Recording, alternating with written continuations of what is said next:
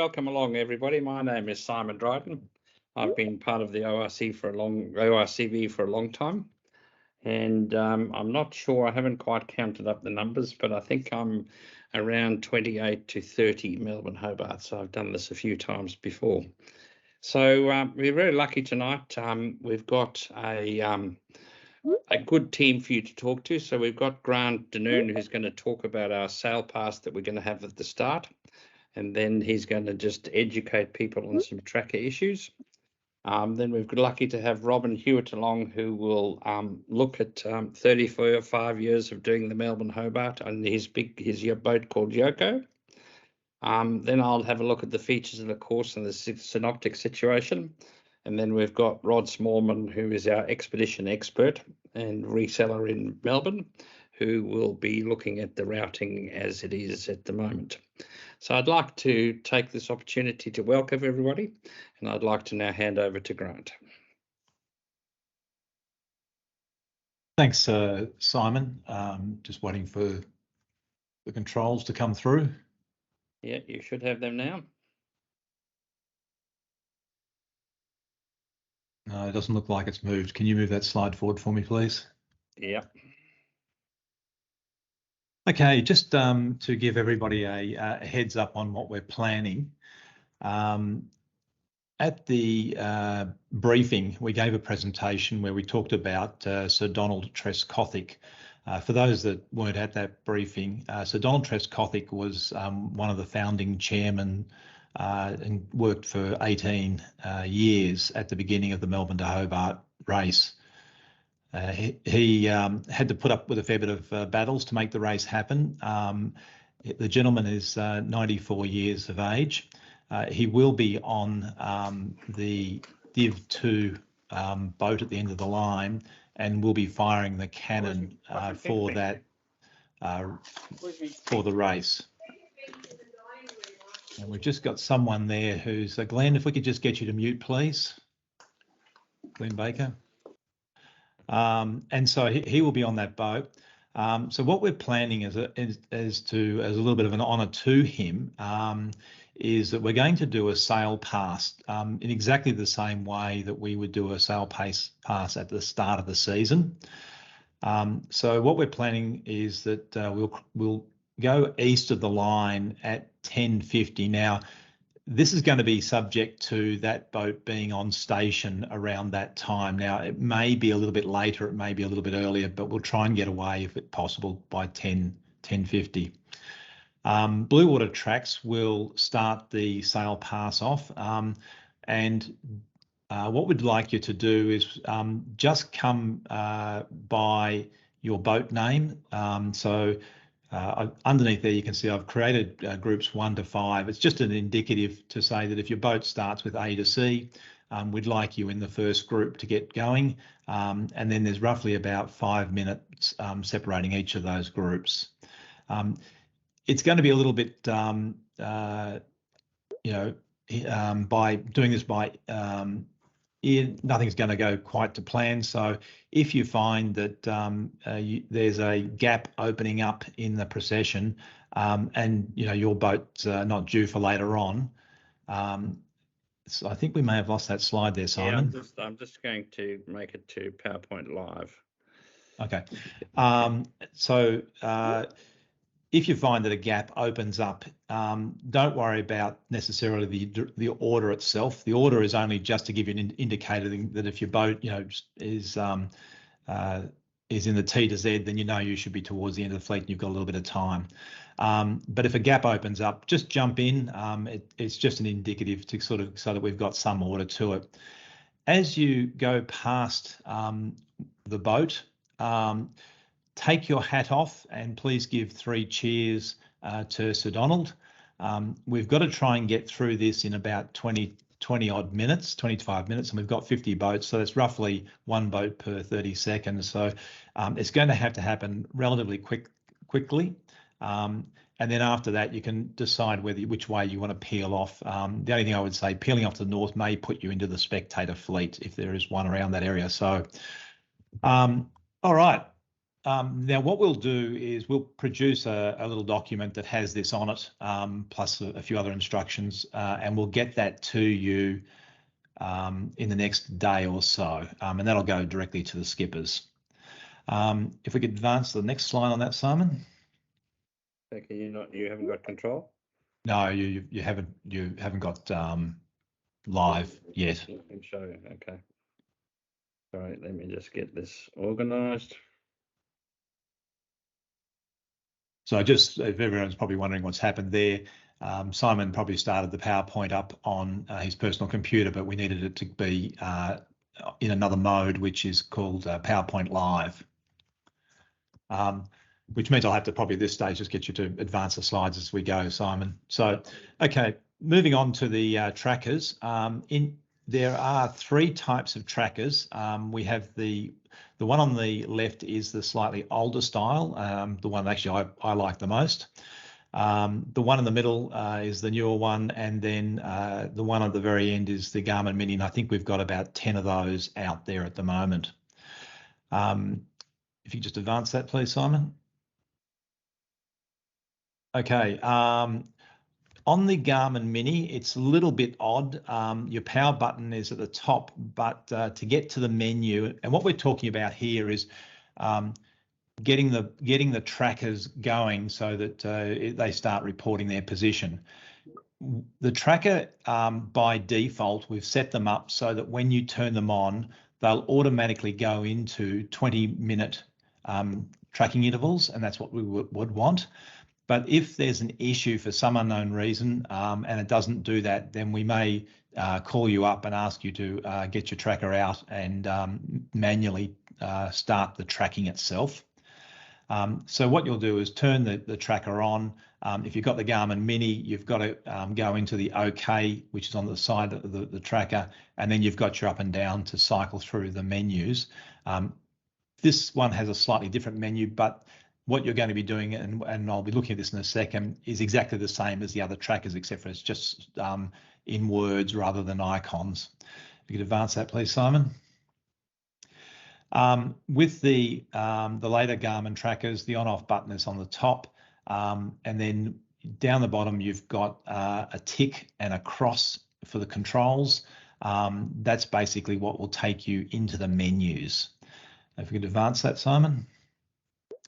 On the older style trackers, the on-off button is the actual tick button itself. So just hold that down for a few seconds and that will then fire up the tracker.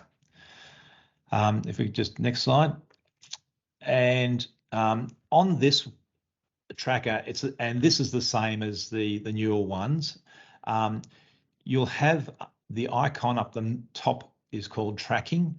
That's where you can turn the tracking on and off, but you can see that it's been sending your tracking points. You can't set the tracking interval from here. So if we ask you to go in and adjust that interval, this is an old style type Nokia menu. So I think most of us are probably, take us back 20 years, but just use the arrow keys and move to the left or to the right. It's not up and down, it's left and right. And as you get to the edge and you keep going left or right, you'll then scroll to the next page. When you get to that next page, there will be a settings icon. Go into that settings icon and then you will see one of the items down that says tracking. Go into that and then you'll have a menu to select whether you want none, 10 minutes, 20 minutes or 30 minutes. So the takeaway really from this is that if you need to change your tracking interval, go to settings. If you need to turn the tracking on or off, then just go to that menu item directly above called tracking, and that's where you can turn it on and off. We can advance the slides, and that's all from me. Thank you, Simon. Thanks, Grant. All right, we're now going to hand over to Robin Hewitt. For those of you who don't know Robin has been involved in the ORCV for a very long time, and he was the skipper of the yacht called Yoko, and that boat completed 35 Melbourne to Hobarts in a row. Welcome, Robin. Thanks, Simon, and welcome everybody. I thought after reflecting on all this and wishing I was with you, but I can't, unfortunately. So I thought about the race and what is it about the race that's got so much appeal?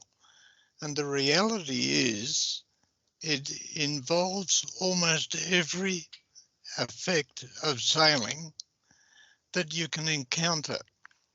And this race particularly along the coast, and it's not just a coast, it's got flats, it's got colour changes which affect the heating, it's got mountains which affect the air direction, and hot and cold wind effects, and it makes it just so interesting.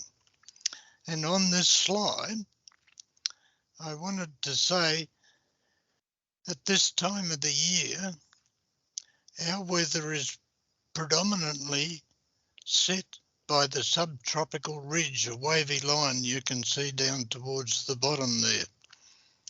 And that wavy line is actually highs and lows, and the ridge, because they are highs at this time of the year, and the wind generated by the highs produces easterlies towards the top of a high and westerlies towards the bottom of the high.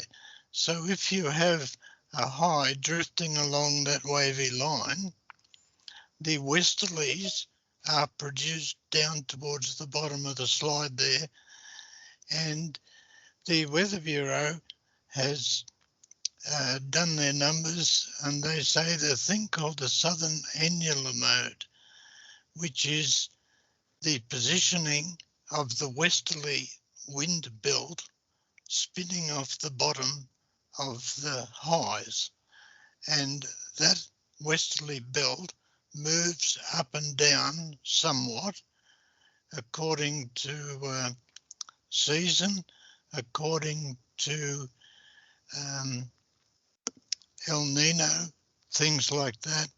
At the moment, the southern annular mode in the positive phase is the tip of the westerly, or the top line of the westerly belt is just about underneath Tasmania.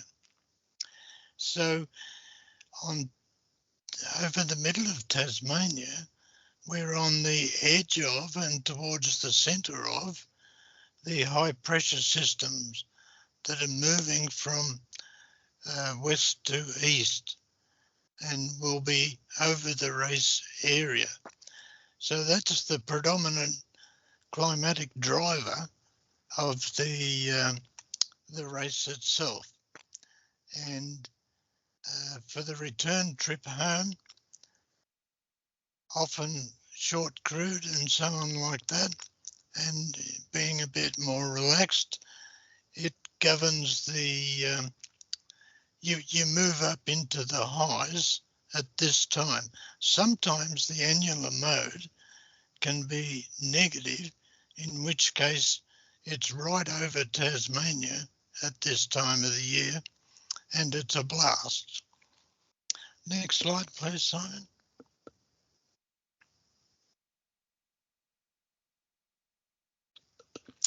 There you go. As an illustration, I've got this slide that I love.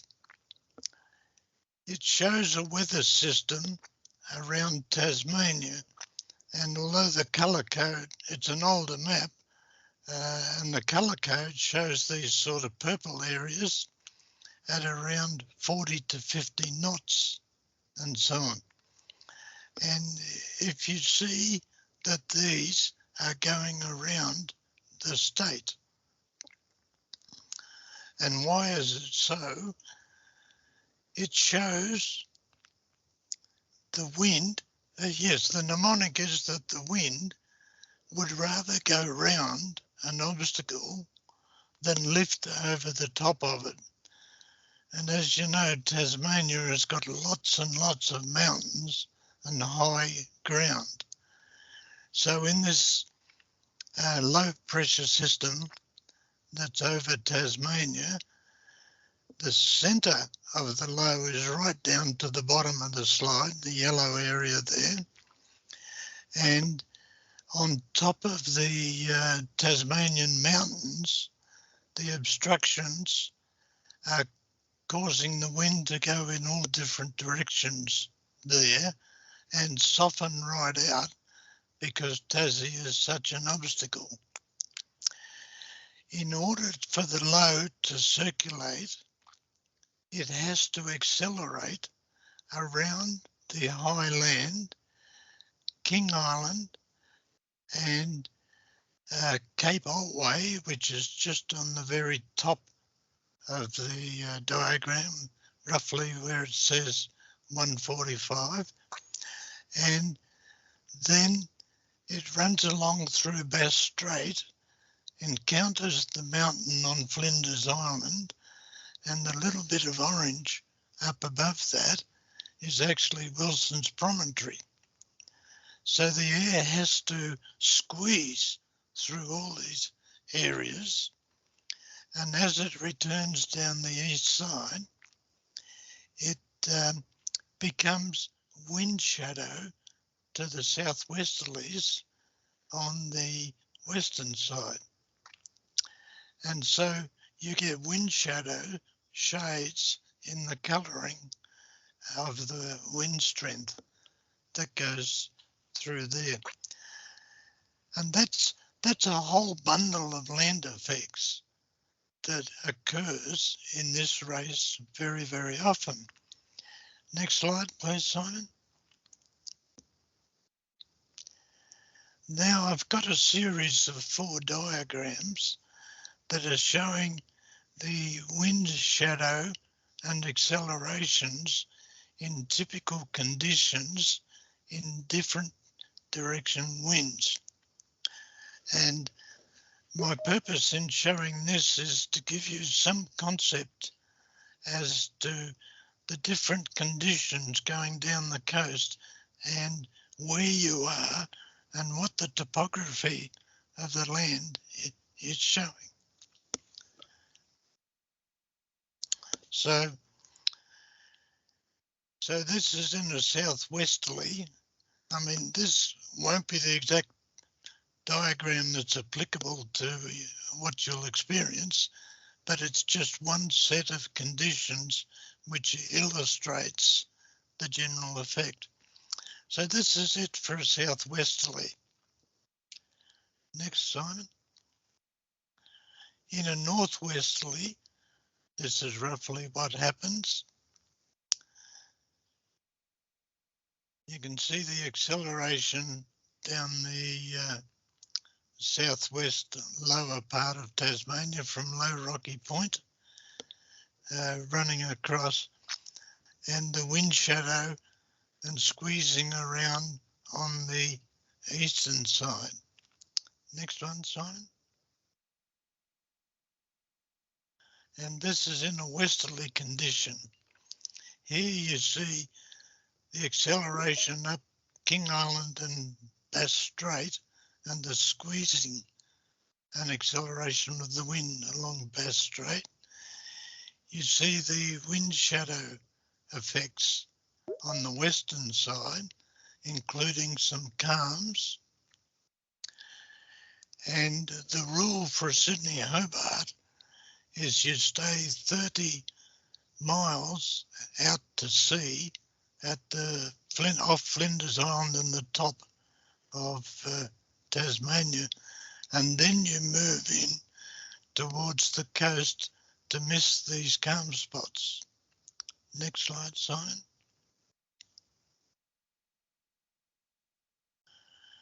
And here is a northeasterly, which is similar.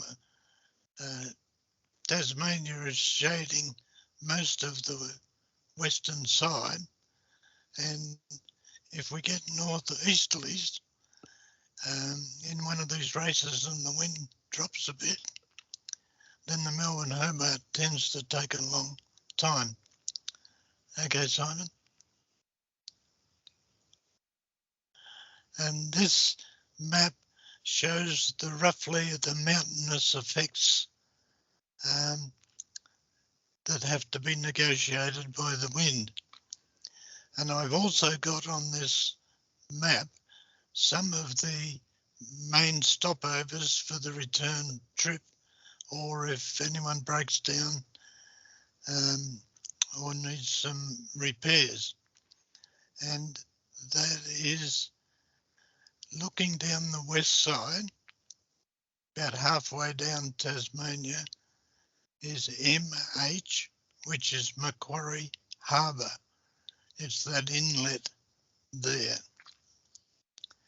And on a cruising trip home, that is the most delightful point on the west coast. Going further down to the southwest area, there is PD, which is Port Davey. That's another inland waterway, usually a bit windy, but can be hot and dry. It is certainly very mountainous in that area. And moving along the bottom, we come to R, which is Research, which is a bay there. If you're going west about, going down to Research and staying there until the weather is suitable. The band of westerlies is running along the bottom of Tasmania, or will tend to, while the southern annular mode is positive. So one can relax and enjoy with all the other Tasmanians holidaying there until it's a suitable wind to dash across the bottom. Going west is more or less against the prevailing wind, and once you're round there, it all becomes easy for the trip home. As you go up north along the west coast, the wind gradually swings more and more to the southwest, and you get an easy ride home. If you're going east about, then you come down Doncaster Channel, which is the waterway from Hobart that runs down to the bottom here, and then you can stop at Research again, and you can break eastwards from there and go round until you get to PA, which is Port Arthur. That's another great refuge, or a place you can have a look at the ruins and the history, and then proceed east up to the coast when the weather's right. And WG, halfway up on the east side, is Wineglass Bay. And that's another delightful spot where there's always yachts anchored up holidaying there. And it's absolutely ideal. It's good fishing, even on anchor. And going further up, you get to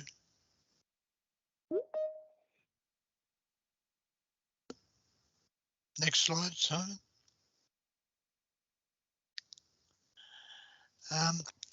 It's very often extremely windy around Flinders Island, and you have to pick your weather through there. And if you're going directly towards Port Phillip, you have to go through Bank Strait under Flinders Island and between the mainland. And Bank Strait is a place where the tides squeeze through, and if you get strong winds opposing those tides, the conditions are very poor along there. And unfortunately, the distance can be just long enough that you're going to get the tide a little bit somewhere. It pays to be armed with tide tables for Bank Strait there. before you go. And moving further up, you'll see Badger Island, Prime Seal Island, and there's a Clark Island there as well, not shown. And just remember where they are, because I wanted to show you something in colour slides further up. But halfway across Bass Strait is Deal Island, and that's it's almost like two volcanic what do you call them? It's a sort of a dish with hills around the outside. Deal Island is 1,000 feet high, has a lighthouse on the top. Not sure if it still works these days, but it's a lovely harbour to get into, but it needs a little bit of care. If a strong wind comes through Bass Strait, the tide goes into the cupola in the middle of the Erython Deal Island, and it swirls around such that it ties your anchor up with the chain a bit and rips the anchor out all the time. So it has the name of the Deal Island drags.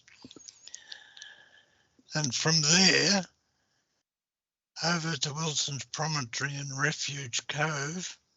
And Refuge Cove is another delightful stopping spot. A lot of people go holidaying there, and it's about a 17-hour trip from Wilson's Prom back to Port Phillip Bay. Just a matter of picking the weather right from there. In behind Refuge Cove is quite a mountain there, quite high, which gives good shelter, but you just have to watch the anchor again. There's a lot of weed on the seafloor, and you need to make sure your anchor goes into a bit of sand. Okay, Simon? Now you have to watch out for the natives a bit when you're coming down along these islands and so on.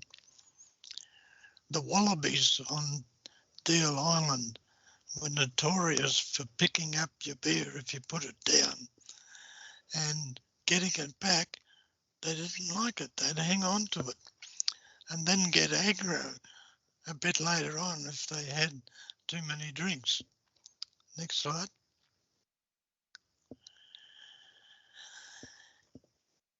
On those islands I showed at the bottom of, or I mentioned at the bottom, Prime Seal Island, Clark Island and so on, there's a balance, a natural balance between these guys and the mutton birds that nest there. When the mutton birds don't come, the snakes die out. When the mutton birds come, big time, the snakes multiply up pretty quickly. Generally, there's a few more around on places on Tasmania, but generally they keep out the way. But one needs to be aware. Next slide. Whenever you get near any sand patches and you think it might be nice to picnic on the sand, sit on the sand or have a swim off the beach, the sandflies are absolutely ferocious. And I doubt if anyone's here that hasn't been bitten by sandflies, but it's a day after it's happened or so that the itches start, and then you scratch it and then it festers, and it takes a good week to get over it. Coming up the west coast again, this is in Macquarie Harbour, and this is a place called Clayton's Corner. Macquarie Harbour has got a lot of tourist stuff available, and generally you come in and you might go to Strawn, get some supplies. You can get fuel there, and if you go into Port Davey, you get down, sorry, this one's in Port Davey, Clayton's Corner. It's very rugged mountains all around, and an original settler called Clayton lived in a hut that is on the shore behind the jetty. There's roughly 2.8 metres depth there. Towards the centre where those yachts are, there are some spots that get down to 2.6 metres, but it's good shelter otherwise. But it's soft mud on the bottom. In against the jetty, it's completely sheltered. If you stand out where those yachts are and a real blow comes through, you can drag a bit there. Next slide. Now this is the entry to Macquarie Harbour. From Port Davey up to here is about 12-15 hours sailing time, and I think it pays to come in through Hell's Gates at high tide.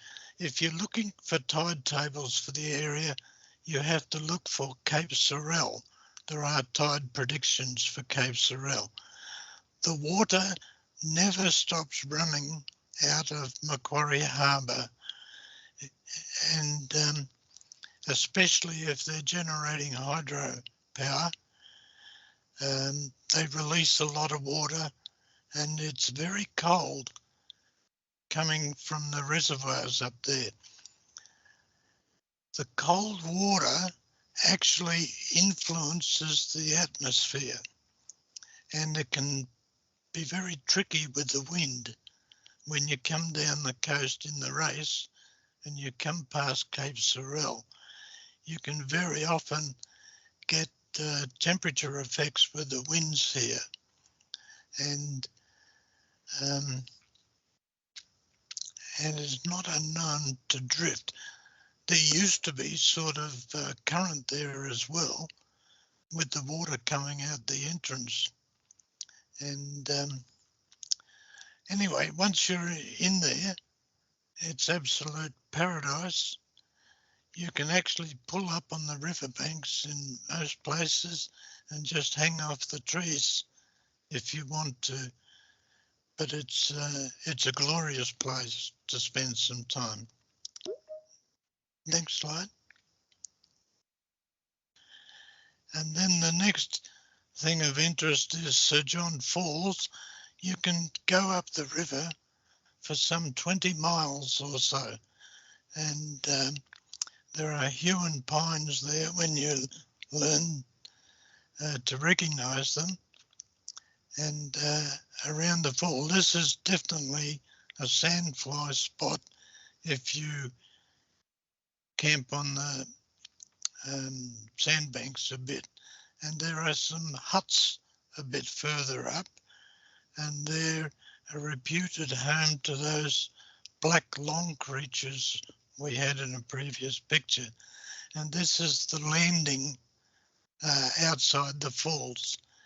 And you can't actually lie a lot of yachts along there. You have to raft up a bit because the rafters in the river get picked up by a big yacht there, and he has to pull up to the jetty. Okay, Simon. Thank you, Robin. Oh, thanks. Give a response to Robin. Thank you, Robin, for coming along and presenting. So we're running a little bit behind time, so we'll start moving along quickly here. So you've all seen this picture before. So again, just make sure that you do the right thing at the start line. And there's the little heads exit, which you're all aware of. Those who are new to us will need to put those marks into your plotters. And here's a little picture of what we hope none of you will do.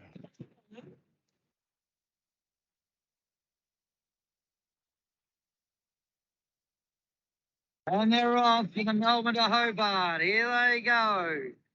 Check these boats coming on. Not a lot of room between us and them. Oh my goodness, it's going to be interesting. What are they going to do here? Oh, he's going round us. Are they allowed to do that? Oh my goodness, this is going to be close. This is going to be close. Oh my God! Oh.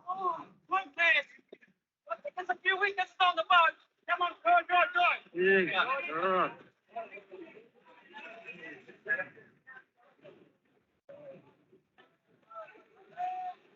I don't know if that was close or not.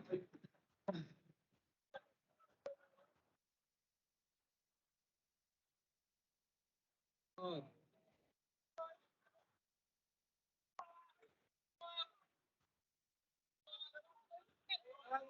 Yeah. Oh, getting up from behind. Oh, sorry. Oh, second coming off second best. Yeah, you've got a competition going on here. It's stuck on there. Uh-oh.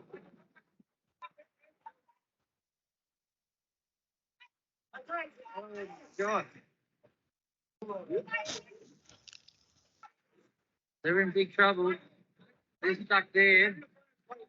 Let's focus on Spain. Yeah, I think it's just starting to settle down now. Oh, I don't know about you guys, but my heart's in my... Jeez. I hope my hand wasn't over the whole time there. There you go. Anyway, so please sail safely. Think the start is just the start of the journey, and there's 430 miles to go. So we're just going to have a quick look at the course. And basically on this chart here, you'll see we leave the heads, and our first decision making is, are we going to go to the east or the west of King Island? And that's basically going to go the weather. So that's your first decision point, is when you go through there. And your other decision point is when you get between King Island and the top of Tasmania. There's quite strong tides that go through there. So you can either have the tide against you or with you, and so that might affect your strategy. And depending on the tide, you might go closer into King Island or closer to Tasmania. If you think of the next leg, it takes you down to Macquarie Harbour, and Robin talked to you about the hills that are inland and that bits of water, and deciding your strategy as to how far offshore you go at this point can mean quite a lot to your campaign. So again, this is your second sort of strategy point. Where you're positioned here can make all the difference. If we look at all of those things, is that if you look at that relief map, you see those very tall mountains in red there, and the large volume of water at Port Macquarie. So if we look at Port Macquarie, this Pilot Bay that you can see in the middle here, this Pirate Bay here, is a good place that you can hide out temporarily without going in through Hell's Gates, and make some repairs and do whatever you need to. So a good refuge spot there at Pilot Bay. If we look at your next step, is that you're coming from Macquarie Harbour down towards the Southwest Cape and Tasmania, and that arrow there is pointing at Low Rocky Point, and I can promise all sailors that the wind south of Low Rocky Point is always 20 knots stronger than the actual wind is. So this is kind of scary bit of the coast, and so if you need to take precautions, it's down this end of the coast, particularly at night time. It can be difficult to negotiate, and it can be quite strong winds. And the closest bit of land to this is 3,000 miles away, which is in Africa. And so the waves, while they won't be steep, but they will be very big waves down here. And so this is a strategy where conservative strategy pays rather than a wild and woolly strategy. When you get down to the bottom and you're going around the bottom, you can see that at Port Davey, you can go in and you hide in behind these rocks here, and there's a little harbour here. So this is your second point of refuge if you need to make some repairs or do whatever you need to do. Is Port Davey is quite suitable for that. Moving along, if we look as we go around South Cape and we come to Matsika Island, you can see all these squiggly lines here means that the bathymetry of the ground underneath here is quite varied, and so there's quite a strong tide that runs both this way and that. So the sea can be very confused and choppy through here. So while it might suggest that you need a spinnaker and it's a windy condition, it can be very tricky trying to keep the boat steering under the spinnaker with all the advent of waves and things that go around here. Once you get round Matsika, it shortly sort of calms down till you get to Southwest Cape, and on you continue your journey. So as you come from Southwest Cape, you get up to Tasman Head. You'll see on that particular red map, you can, in some weather conditions, go inside the rocks that are called the Friars. In my 27 or 8 times I've been to Hobart, we've only been through there once. And it's, again, it needs to be the right wind before you go there because it's very narrow.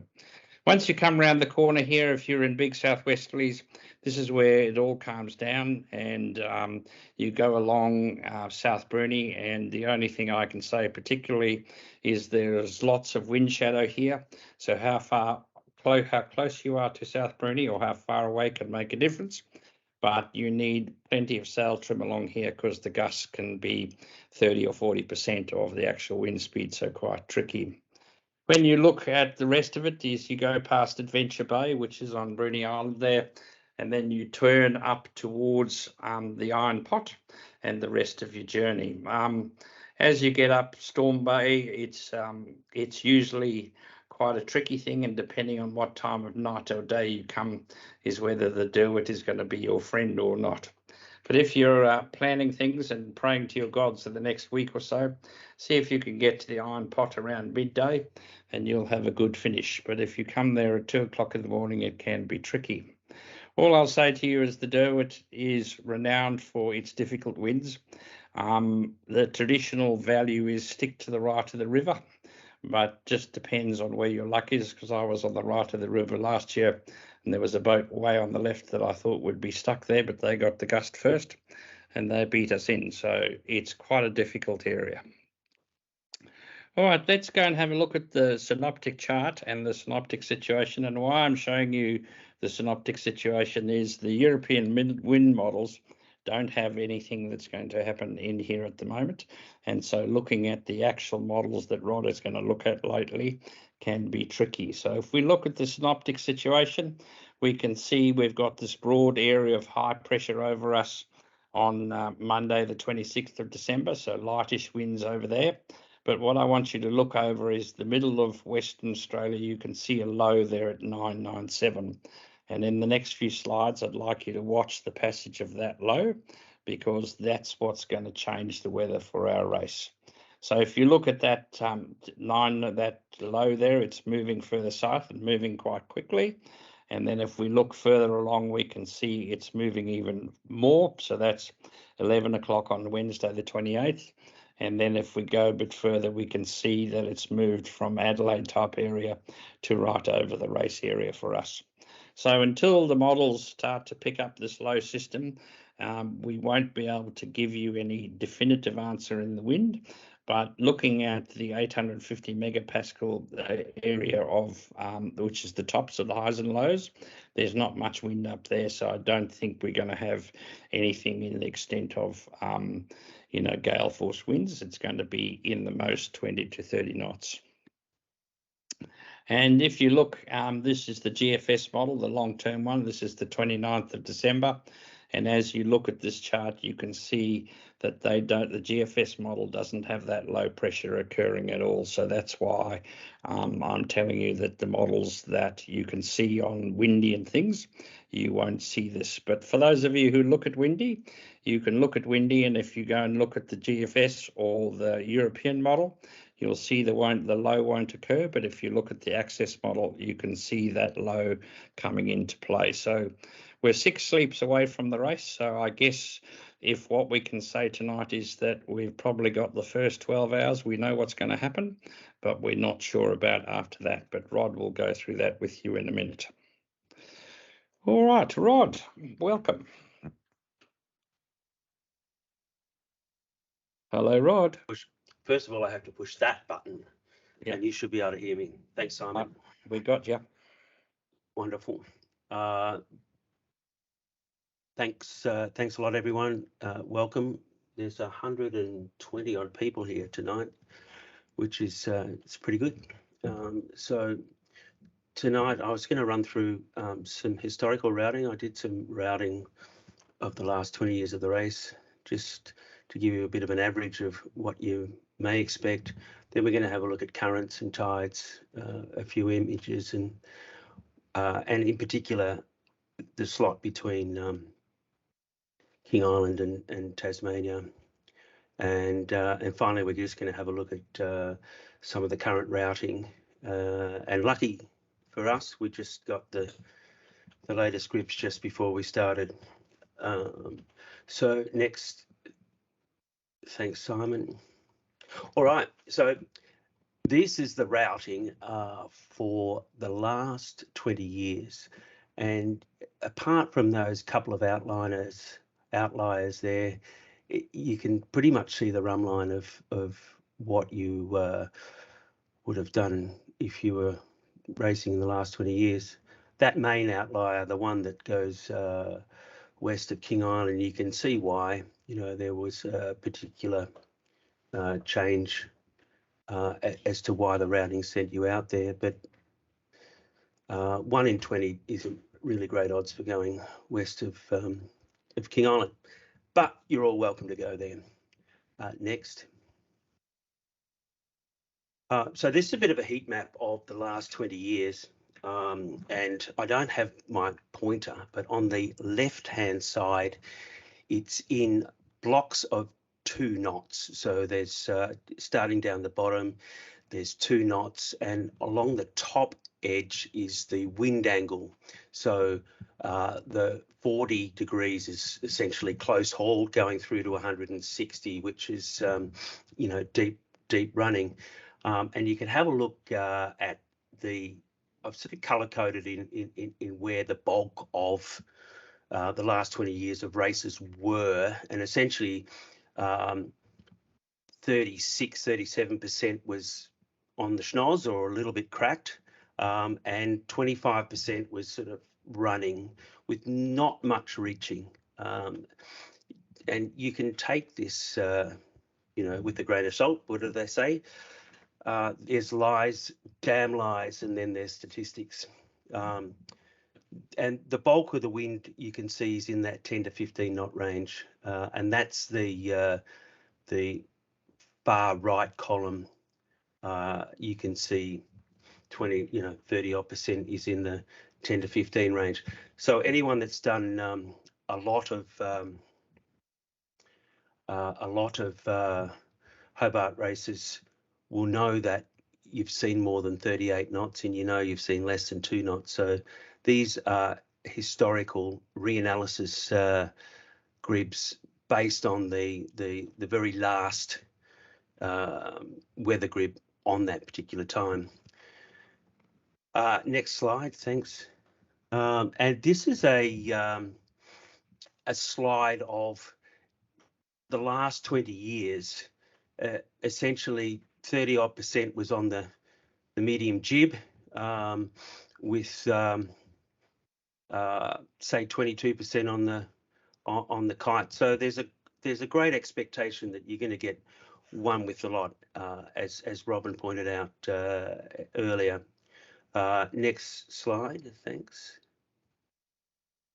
So that was a bit of the analysis for the historic weather, and generally speaking, you know, the averages tend to be average. You know, this particular image is the latest IMOS image of the overall current. This is a sea surface temperature chart, and you can see a general northerly flow of current along the west coast of Tasmania.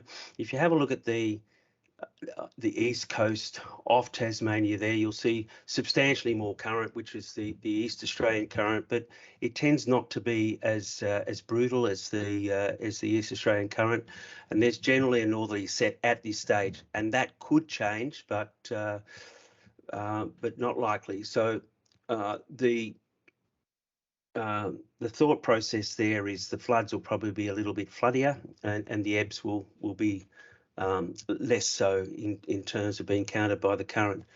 Next slide. And this is just the top there. You can see that the current's concentrating through the slot between King Island and Tassie, and there's sort of not much in Bass Strait, although it's quite tidal. So the further east you go, the less tide influence in Bass Strait.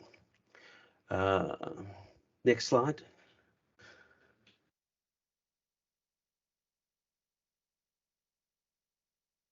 Oh, here we go.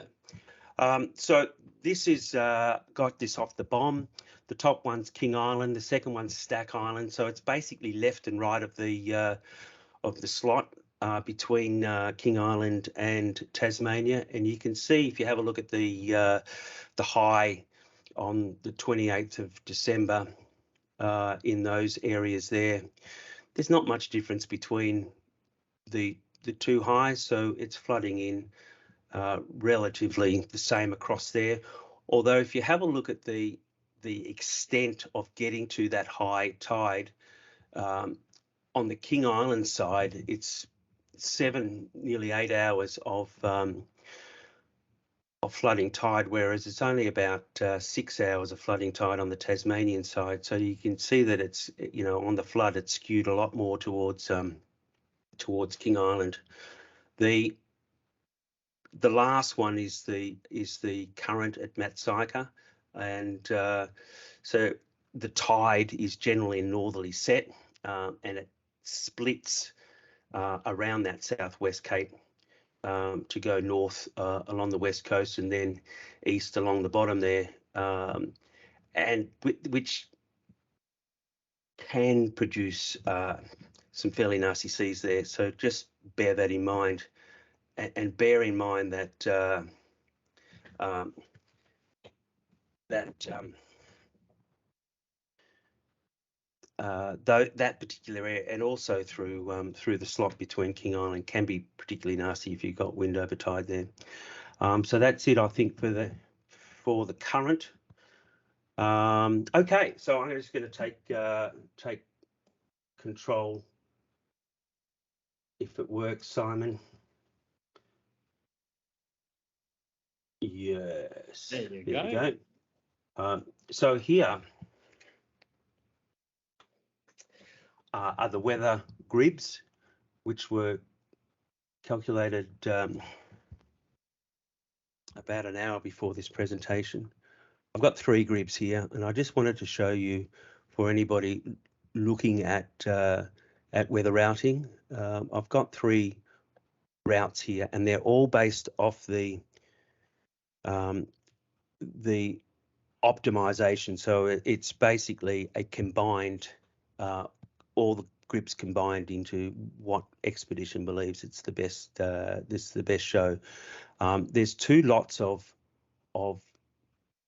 weather routes that you can calculate. One's grid based and the other one's ISO phase based. And the ISO is essentially in regular time slots, and the grid base is essentially in regular distance lots.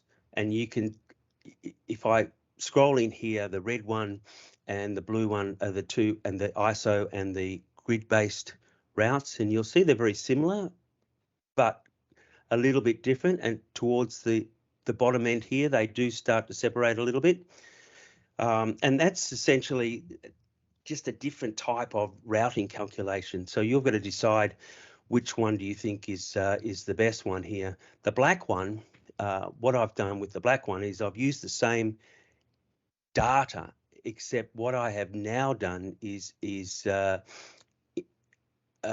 put the influence of waves into the calculation as well.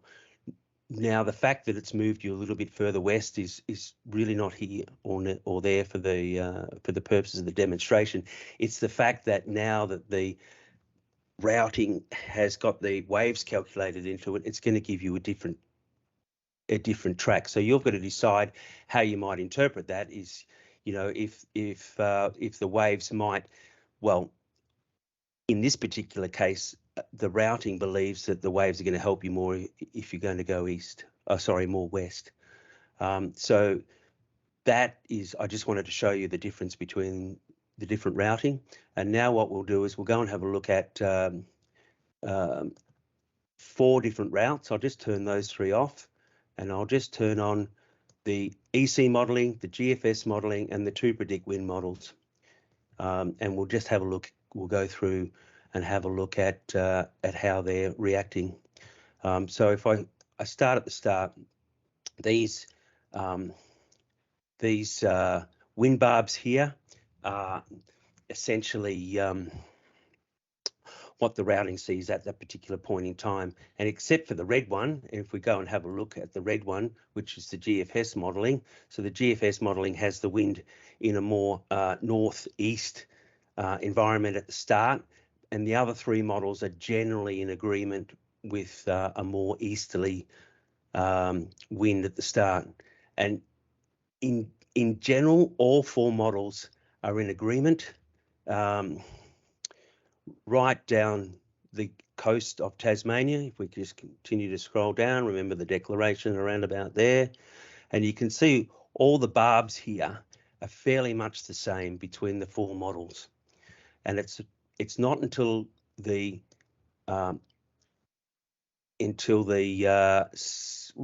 right down here where the models start to vary quite a lot. You can see one of them here has the wind, you know, west northwest, and this one has it an east northeast. So they start to diverge quite a lot on the second day. So looking at the routes right now, the first 24 hours are fairly much in agreement, and then they start to diverge quite a lot. And that's what Simon was talking about before, in that neither the EC modelling or the GFS modelling is showing what the access modelling is showing with that low passing below Tasmania during the second half of our race. This was based on my boat there, so back end of the fleet, small boat, and I didn't do any further modelling past Mutsaika because they're just not in agreement at this stage. The high-res models are not coming into effect for another few days. These are just the medium resolution models. So I'm going to hand it back to you, Simon, and open it up to questions, I guess.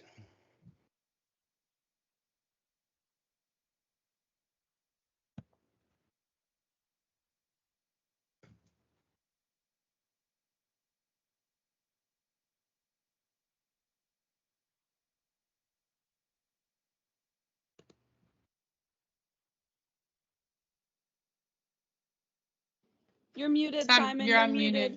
Yeah. Sorry. Okay, sorry. Any questions coming in? No, nothing at this stage. Okay, just a quick reminder. We have the presentation on the 31st, and so come along to that. Usually a lot of fun.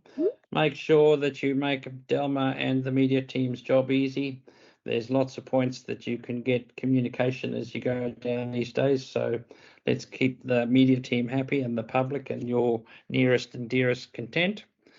And again, don't forget the cruising company on the way home. Give Matt Fay a ring if you'd like to come with us. We're leaving on the 2nd of January. We should be home about the 9th or the 10th, something like that, if the weather cooperates.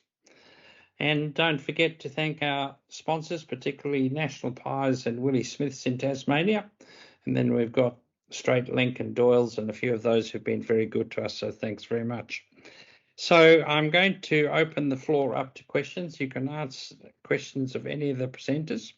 If you want to go home, you can give us a clap and a cheer and move along, or otherwise you can stay and ask a question. But again, once again, thanks to Grant, Robin and Rod for presenting tonight, and Delma for making sure that we're all listening and we're on time and on our best behaviour. So thanks everybody, and if we don't have any questions, we'll wrap up in a few minutes.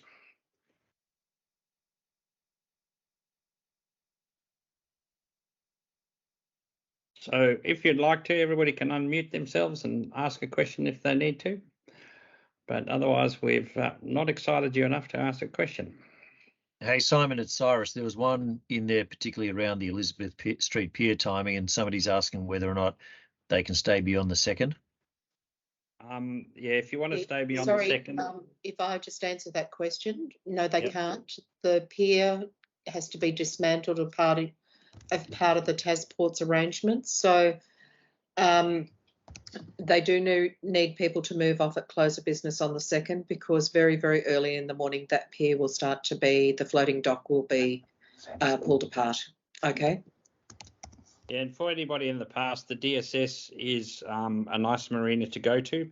So just ring the DSS office and just arrange a berthing there if you need to stay longer, because it's a very pleasant place to stay and it's a nice floating marina.